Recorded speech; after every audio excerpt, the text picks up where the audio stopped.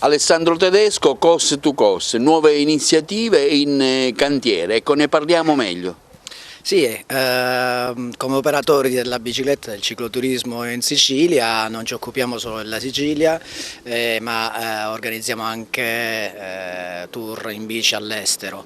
Abbiamo appena chiuso un tour con un tour operator brasiliano in Sicilia, da Castellammare ad Agrigento, e serve per la promozione del nostro territorio, e ora invece portiamo gli italiani e i siciliani in Terra Santa. Facciamo un tour che percorrerà tutto Israele, da Gerusalemme fino al Mar Rosso. Attraverseremo il deserto della Giudea e il deserto del Negev, dopodiché risaliremo dalla Giordania, da Aqab, sempre dal Mar Rosso, per ritornare poi in Israele.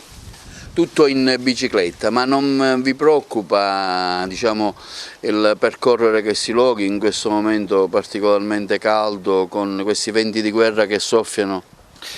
Non ti riferisci sicuramente alla Sicilia, ma ti riferirai al Medio Oriente.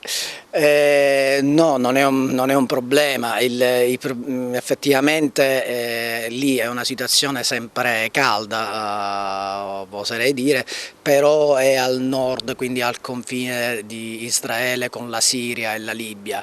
Al sud e al confine con la Giordania non è assolutamente un problema, perché lì è più che pacifico. Lì campano di turismo, sanno cos'è il turismo, e la situazione è sempre sotto controllo. Ecco, faccio questa domanda perché magari chi vuole partecipare, insomma, mi faccio interprete di una preoccupazione che può essere, diciamo, possibile, no? Sì.